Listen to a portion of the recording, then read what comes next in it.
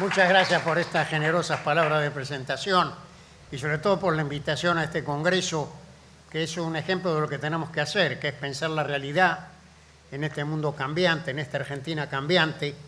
Así que les agradezco mucho que me hayan invitado a participar.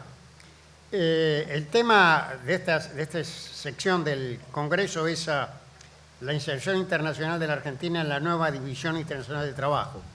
Y yo quisiera aclarar un poco este concepto para fundamentar después lo que voy a decir. ¿Cuán nueva es la División Internacional del Trabajo en los últimos lustros, en las últimas décadas? En realidad creo que sigue articulada en dos ejes principales. Una es el intercambio de productos primarios por manufacturas, en el viejo modelo centro-periferia, y después en el comercio intraindustrial, entre economías industriales, siendo este segundo segmento, el del comercio intraindustrial, el más importante del comercio mundial. Lo que se ha cambiado son los actores en esas dos grandes matrices del comercio internacional,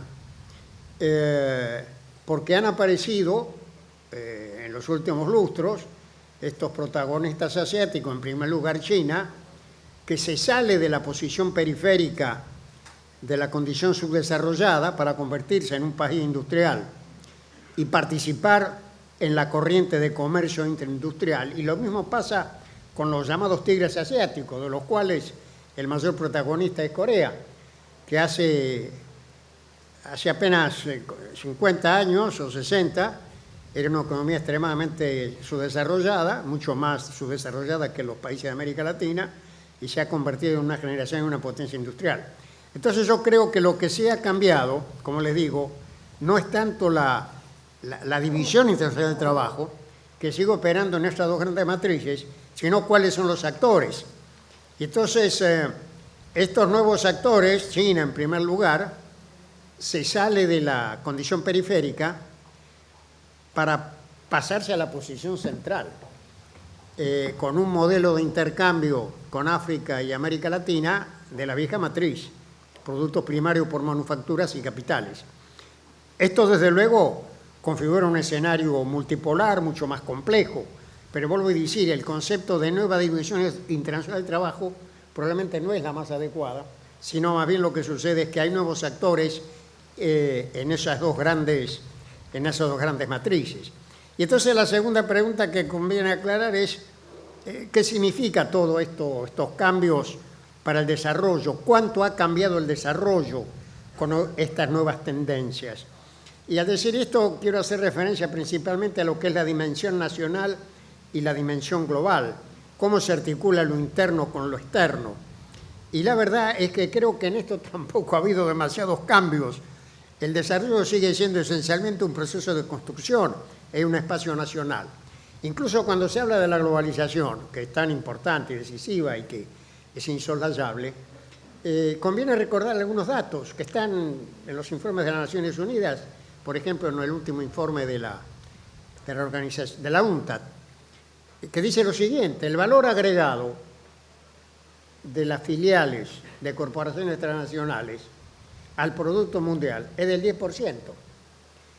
Si uno considera que en promedio aproximadamente las grandes corporaciones transnacionales producen la mitad de su producto en sus mercados nacionales y la otra mitad a través de sus filiales, podemos llegar a la conclusión que las grandes cadenas de valor representan el 20% del PIB mundial. Es realmente una cifra extraordinaria, sobre todo si se tiene en cuenta que abarca los sectores de mayor tecnología, de mayor nivel industrial. Pero sin embargo, el 80% de la actividad económica, del empleo, de la actividad empresaria y de los mercados se da en los espacios nacionales.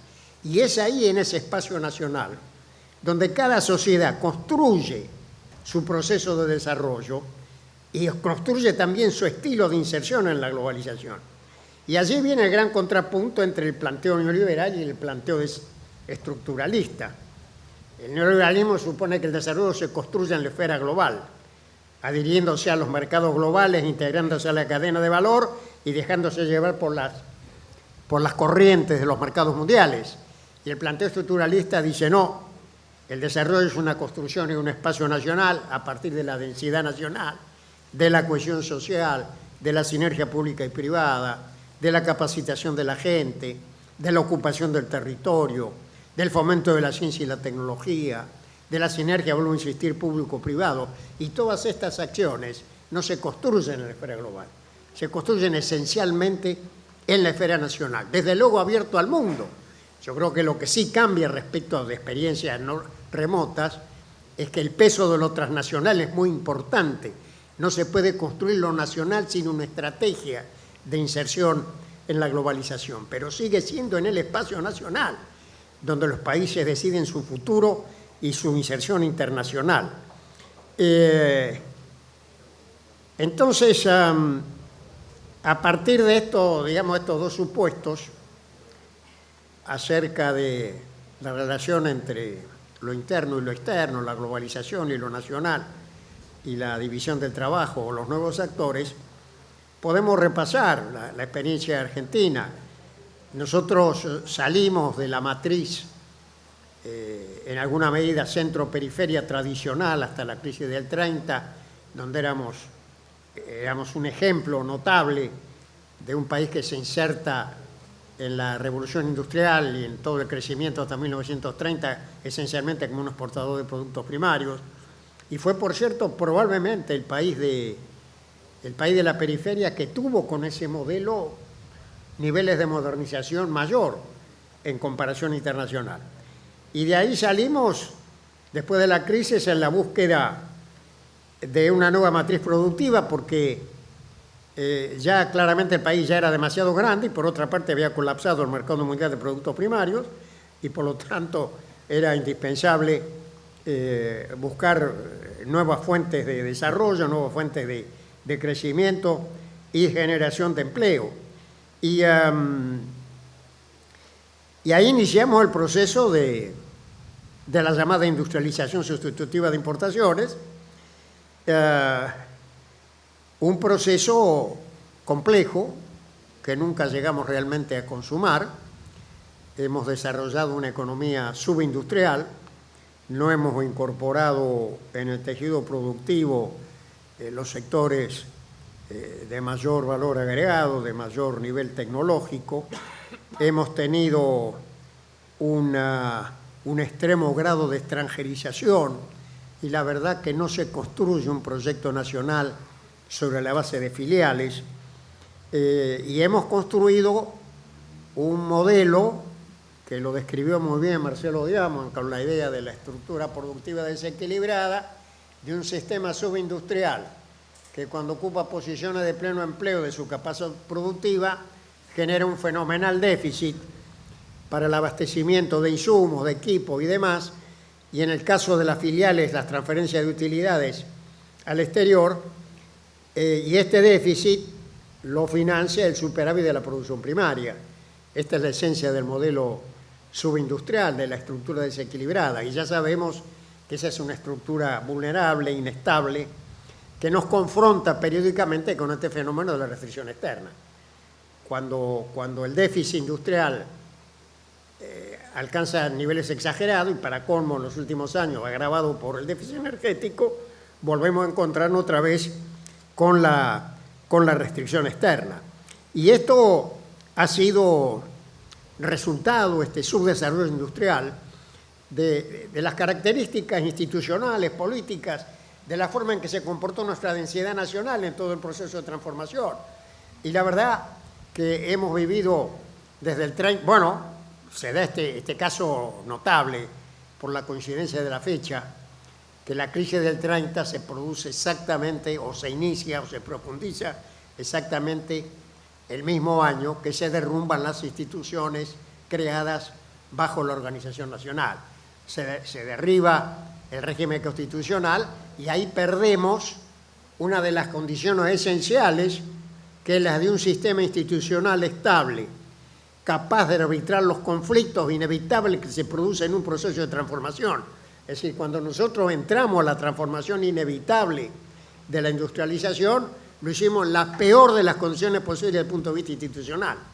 Y fuimos de los golpes de Estado a los gobiernos civiles, en las políticas pendulares de vuelta al país agrario o de la tentativa industrial, creando el falso dilema campo-industria. Construimos el modelo de stop-go, la economía que despega por aumento de la demanda interna y de pronto se encuentra con la insuficiencia de divisas y tiene que frenar. Y desde luego, en una economía fuertemente extranjerizada y con un subdesarrollo en los sectores dinámicos, la incapacidad de tener un sistema de ciencia y tecnología maduro, que solo es posible cuando existe una base industrial integrada y compleja que incorpora las actividades en la frontera del conocimiento. Y en definitiva lo que nos pasó es que tuvimos un proyecto hegemónico con el cual el país se modernizó y de alguna manera creció, sin desarrollo pero creció, que fue el proyecto oligárquico, el proyecto del modelo hacia afuera, de crecimiento hacia afuera, donde la totalidad, digamos, del sistema en el poder económico, incluso en el sistema político, era funcional a la viabilidad de ese modelo. Y cuando se vino abajo el modelo hegemónico de la economía primaria exportadora, no fuimos capaces de crear el otro modelo hegemónico de base industrial, integrada, apoyada en el campo y la industria, con las consecuencias que acabo de recordar. Y esto nos ha llevado a esta inestabilidad que caracteriza a la economía argentina, la recurrencia del proceso inflacionario, la pérdida de la moneda nacional. Tuvimos el siglo pasado el récord mundial de inflación. Destruimos una de las funciones esenciales de la moneda nacional, que es la función de ahorro. Y de allí entonces, cada vez que los precios suben, la gente compra dólares para proteger el poder adquisitivo de ese ahorro. Si a eso le sumamos las maniobras especulativas, tenemos la fuga de capitales que agrava la restricción externa. Tuvimos a lo largo del tiempo una gran inestabilidad macroeconómica, una variación extraordinaria de la paridad real. Y en condiciones de variabilidad de la paridad real, del valor real, digamos, del dólar, es muy difícil planificar a largo plazo y promover inversiones que requieren previsibilidad. De tal manera que el desarrollo industrial argentino se hizo en condiciones muy difíciles, y no es extraño entonces que las consecuencias sean las que sean, un sistema subindustrial. Para colmo, en la política pendular, que se dio en el largo periodo del 30, digamos, al 76, entre 1930 y 1976 tuvimos varios golpes de Estado y varios cambios de política, pero dentro de ciertos límites. Incluso cuando la política económica se orientaba a la salida liberal, se vio claramente, por ejemplo, en el gobierno de Onganía y en el ministerio de Krieger, donde aparece la dimensión financiera ganando posición hegemónica y, sin embargo, no agrede a la estructura que se había construido en el periodo anterior, coexiste con ese modelo. Lo que cambia radicalmente el comportamiento de la política económica y da pie a dos periodos de genocidio industrial es el golpe de Estado del 76, donde en un escenario mundial donde se afianzaba la hegemonía financiera y poco tiempo después quedaba consagrada con la reforma del presidente Reagan en los Estados Unidos, la señora Thatcher en Gran Bretaña, se instala esta hegemonía financiera como núcleo dominante del capitalismo contemporáneo que subsiste hasta ahora y que ha podido sobrevivir incluso a esta fenomenal crisis de fines de la década pasada. Es en el 76 donde se incorpora la hegemonía financiera en esta trayectoria argentina, se liberan las corrientes financieras y se empieza a utilizar el instrumento más letal del neoliberalismo, que es el dólar barato, que es lo que pasó en tiempo de la dictadura con la tablita y que es lo que pasó en la década del 90 de la convertibilidad con el 1 a 1. Y la verdad que en condiciones de dólar barato subsiste apenas la rentabilidad de los sectores que gozan de las ventajas de los productos primarios, pero se destruye toda posibilidad de competencia y desarrollo. Agregado esto a la apertura del mercado interno, se produjo literalmente un genocidio industrial, porque el peor periodo de la historia económica argentina es el que está abarcado por el golpe del 76 y la crisis del 2001. Todos los indicadores son un espanto y terminamos en un desorden fenomenal, con un deterioro del tejido productivo, con la fractura del mercado de trabajo, con el aumento de la informalidad en la fuerza de trabajo, el deterioro de los salarios reales, el deterioro social. Es decir, fue un periodo realmente espantoso el que vivimos bajo ese periodo de la hegemonía financiera y del dólar barato y de la apertura incondicional, para no mencionar las otras atrocidades que nos tocó vivir también en tiempo de la dictadura. Entonces, tenemos una trayectoria compleja de una industria que no ha llegado a madurar, que genera estas características, que no termina de resolver el problema de la estructura desequilibrada y que replantea periódicamente, como está pasando ahora, este tema de la escasez de divisas,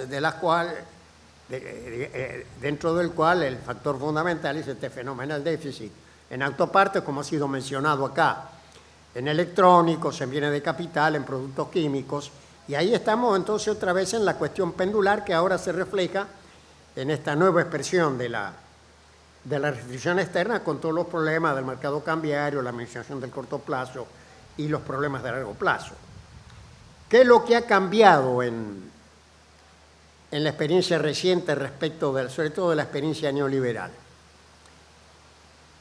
Donde directamente no tuvimos Estado Nacional, porque ustedes recuerdan que durante todo ese periodo la política económica consistía en transmitir señales amistosas a los mercados para seguir refinanciando deuda.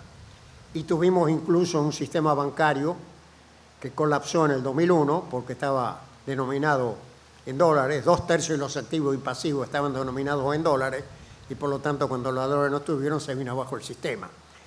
Entonces, el periodo anterior de la hegemonía neoliberal llevó al endeudamiento continuo del sector público, al deterioro y a la vulnerabilidad del sector financiero, hasta que esto se desploma en el 2001.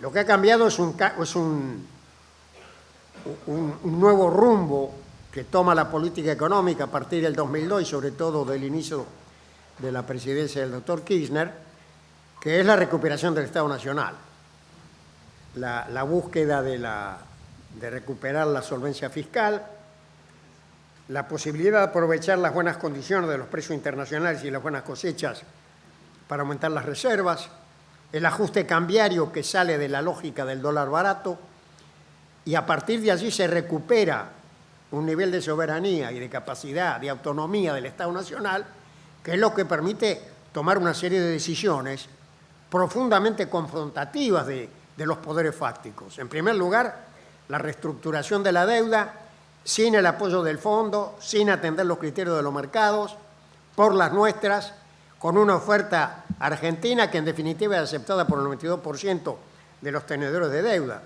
Después se nacionaliza el sistema jubilatorio, pasando esa inmensa masa del ahorro interno de estar al servicio de la especulación financiera a estar al servicio, hay que usarlo bien, pero al servicio de los fines de las políticas públicas.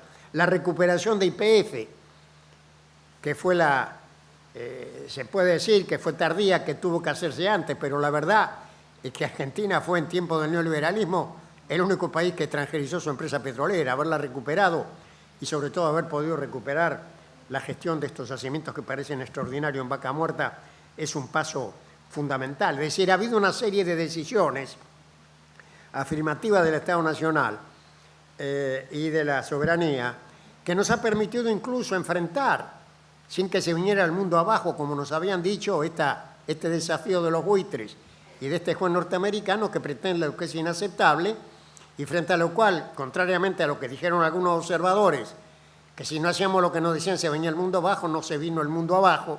Los problemas argentinos siguen siendo exactamente los mismos con Grecia o sin Grecia, es la inflación, es la restricción externa, son los problemas de la fortaleza, de la debilidad fiscal, es decir, esos son nuestros problemas.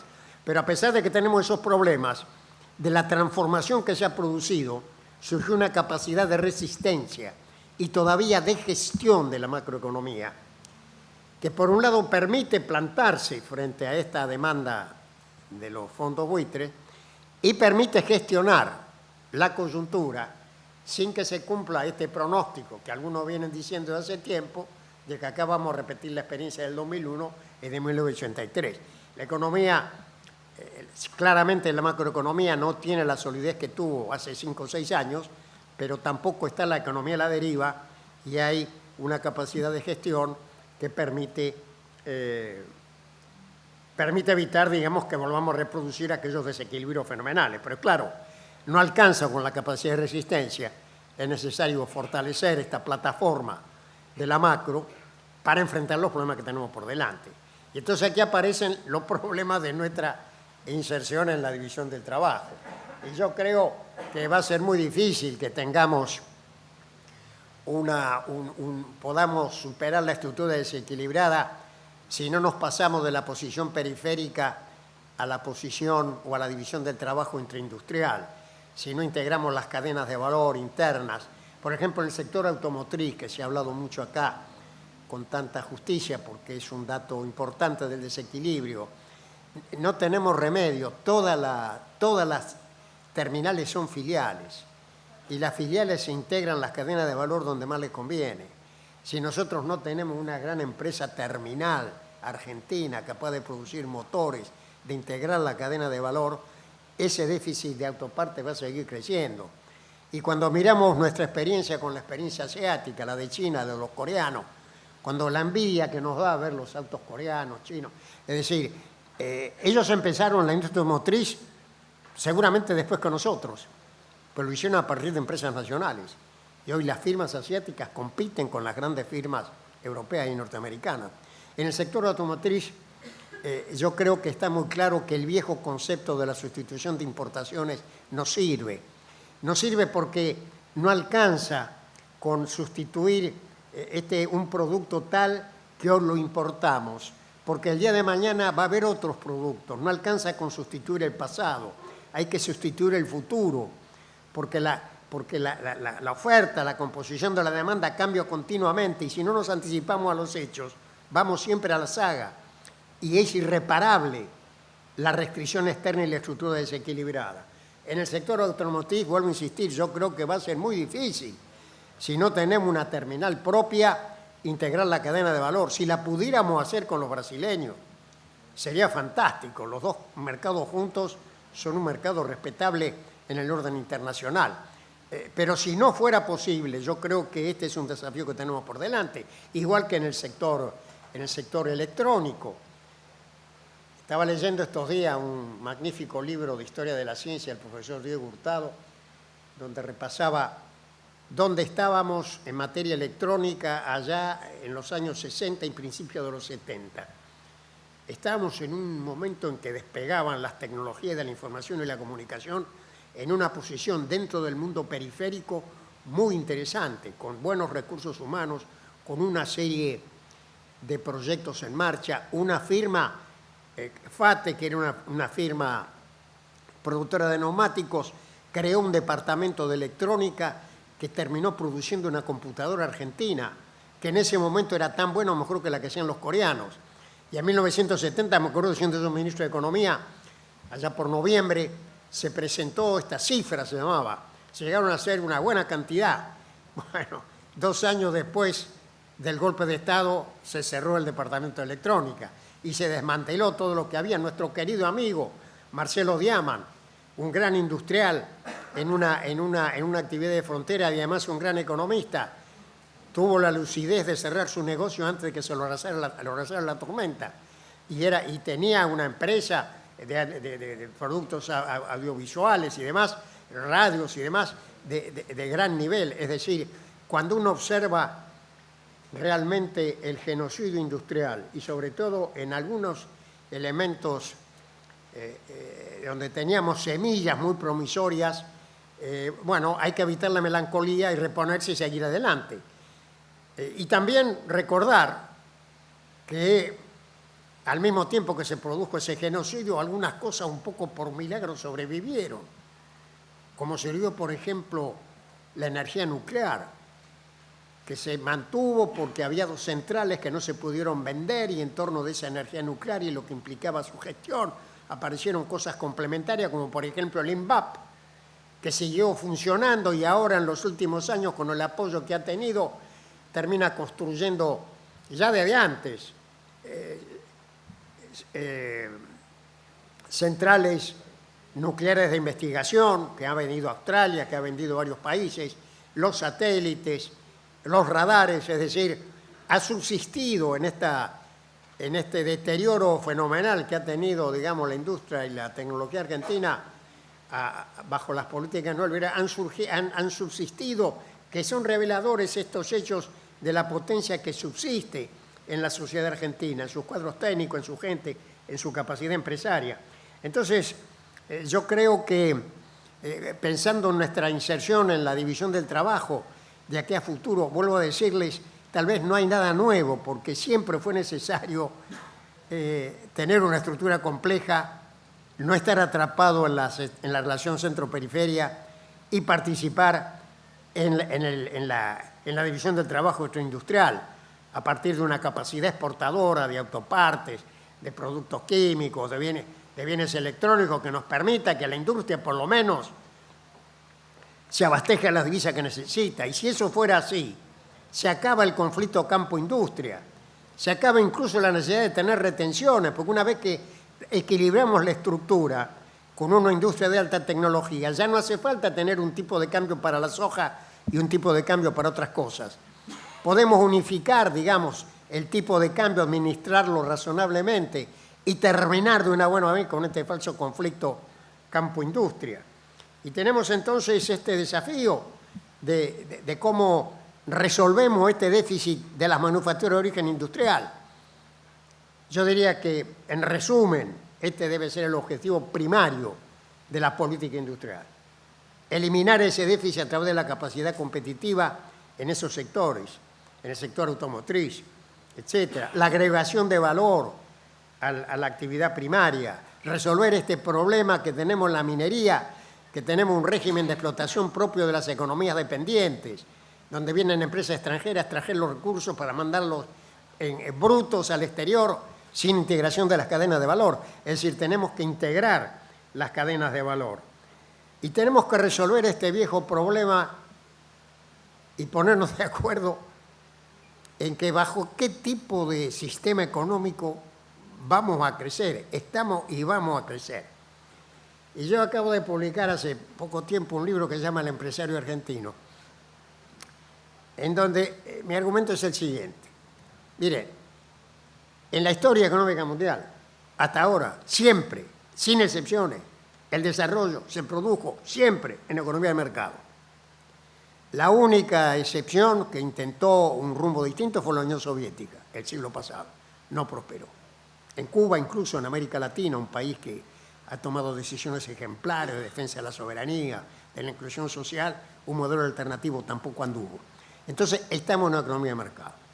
Si estamos en una economía de mercado, esto quiere decir que el sector privado tiene que ser protagonista, aportando a traer tecnología, invertir, generar empleo, exportar. Entonces tenemos que generar las condiciones para que en una economía de mercado ese sector privado realmente cumpla la función social que le corresponde en la búsqueda de la ganancia, que es el objetivo de la actividad privada. El tema es en qué gana plata, y esto depende del contexto. En un contexto en que se gana plata especulando, se va a especular. En un contexto en que solo se puede ganar plata produciendo y trayendo tecnología, se va a hacer exactamente eso. Entonces tenemos que resolver ese tema. Cómo generamos las reglas del juego para el fortalecimiento de un sector privado dinámico. Estos días tuvo lugar en Buenos Aires, bueno, acá nomás, en el Parque Norte, el Congreso de los Industriales Metalúrgicos Jóvenes, ADIMRA Joven. Y la verdad que era extraordinario ver una cantidad de gente joven en las parejas, en localidades del interior, con un entusiasmo, una capacidad de innovar, con una masa de pymes con capacidad innovadora. Es decir, hay un potencial formidable. Y después, generar reglas del juego que de alguna manera domestiquen algunos grupos de poder concentrado que a veces son buenos productores porque son eficientes, pero suelen pensar mal, porque tienden a adherirse a los modelos neoliberales. y entonces frecuentemente los vemos adhiriéndose a políticas que, como recordaba Marcelo Diaman, va en contra de sus propios intereses porque destruye el mercado interno, porque cierra las posibilidades de crecimiento. Y sin embargo son actores de la realidad. Y por lo tanto hay que crear las condiciones y los marcos de referencia para que las reglas del juego induzcan a todos los actores a producir, a traer tecnología y no a especular. Estos son los problemas que tenemos en este desafío de encontrar nuestro lugar en el mundo. Y no lo vamos a poder encontrar si no desarrollamos una economía industrial integrada y abierta, que sea capaz de cerrar ese fenomenal déficit de manufactura de origen industrial, que agregue valor a la producción primaria, y que a partir de allí genere la capacidad de movilizar el ahorro interno, ponernos de acuerdo definitivamente en este viejo problema que yo planteé hace muchos años en aquel libro Vivir con lo Nuestro, esta tesis neoliberal falsa de que Argentina no tiene ahorro y que por lo tanto si no viene el capital extranjero y el crédito externo no podemos crecer. Es falso. Argentina tiene una tasa de ahorro cercana al 30% del Producto Bruto Interno. Con esa tasa de ahorro podemos sostener una tasa de crecimiento del 5%. Esto no excluye que traigamos recursos complementarios del exterior, pero cuando se toma esa postura de que lo que viene de afuera es esencial, la política es la apertura incondicional y transmitir señales amistosas a los criterios que prevalecen en los centros de poder internacional, criterios que Raúl Perevi llamaba el pensamiento céntrico, que es funcional a los intereses de los países centrales, pero incompatible con el desarrollo de un país subdesarrollado. Y por lo tanto el pensamiento crítico es fundamental.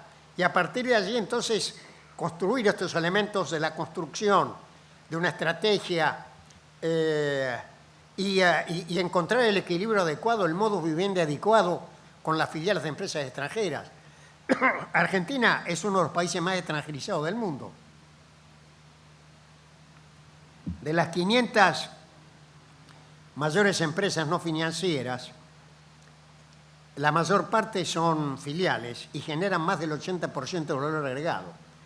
No se construye un empresariado nacional, un empresariado dinámico con filiales, porque las filiales naturalmente responden a la estrategia de sus matrices. Y aun cuando, como pasa en China, solamente las aceptan si traen tecnología, se exportan y demás, no se les puede delegar, no se les puede regalar el mercado interno, ni delegarles la conducción de la actividad privada. Es necesario encontrar un equilibrio en que el eje de la política esté en las políticas nacionales de desarrollo, en el protagonismo de la empresa nacional. Y en ese espacio hay un espacio muy importante también para las filiales de empresas extranjeras. Es decir, tenemos que entrar en este camino de la argentinización de la economía nacional, revertir este proceso extraordinario de extranjerización que hemos vivido. Hemos dado algunos pasos, acabo de recordar el YPF, que es muy importante en ese sentido. Y después, naturalmente, tenemos los problemas de la integración del territorio, que esta política industrial abarque la transformación de la producción en los lugares de origen para acabar con este aspecto radial que todavía conserva la economía argentina. Ahí tenemos, desde luego, que resolver el problema energético. Pero vuelvo a insistir, supongamos que de pronto tenemos mucho petróleo en vaca muerta y acabamos con el déficit energético. Y sería un paso importante para aliviar la restricción externa. ¿Eso indicaría que nos estamos convirtiendo en un país desarrollado? De ninguna manera, porque hay países como Alemania, Corea y una serie de países industriales que son fuertemente deficitarios en energía y son países desarrollados. Pagan la energía con manufacturas, con tecnología, es decir, no es un obstáculo. Entonces, si nosotros aliviamos la restricción externa, pero mantenemos una estructura desequilibrada, no podremos tener un sistema científico y tecnológico avanzado y seguiremos teniendo un sistema que le ha dado un poco más de aliento a la estructura productiva desequilibrada, el resolver el déficit energético, pero no termina de constituir una economía avanzada. Así que yo diría que estos son los temas que tenemos que resolver. Y acá he escuchado con mucho interés en el panel anterior todo el énfasis en el Mercosur y en la integración latinoamericana. Yo creo que la gran dificultad que tenemos en la integración no está tanto en las reglas del juego. Se mencionaron los acuerdos de Alfonsín y Cerney, que ponían como eje dominante la complementación industrial, y se llegó a poner en marcha el acuerdo en bienes de capital, que adquirió un dinamismo muy importante. Después vino la onda neoliberal, y en vez de la política orientada a la integración, vino la magia del mercado con todas las consecuencias. Y de allí en más, el sistema ha ganado un nuevo impulso político por las nuevas orientaciones, sobre todo de Argentina y Brasil, también de Uruguay. Además, otros países de América Latina, como como Ecuador, como Venezuela, que comparten objetivos nacionales de desarrollo. Pero nuestro gran problema de la integración está en la debilidad de nuestras propias políticas. Si nosotros o los brasileños, como nos sucede, no terminamos de resolver los problemas de nuestra estrategia de desarrollo, si no logramos compatibilizar las políticas nacionales y populares que prevalecen de defensa de la soberanía, de énfasis en lo social, con políticas viables, de ordenamiento macroeconómico, de desarrollo industrial, esto se refleja en la posibilidad de la integración. Yo le diría que el mayor impulso que le podríamos dar a la integración latinoamericana es fortalecer las instituciones nacionales, que es la plataforma para avanzar en la integración. Y en el contexto de circunstancias que hacen falta para que esto sea posible, es indispensable el orden macroeconómico, porque no se puede construir nada en el marco del desorden fiscal, del desorden monetario, de la inflación, de la restricción externa.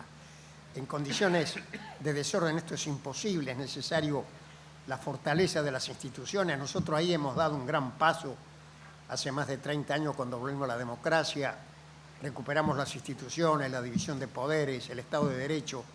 Este es un paso fundamental, pero nos faltan muchas otras cosas, entre otras poder lograr un ordenamiento macroeconómico sólido. Periódicamente recaemos en la trampa del dólar barato.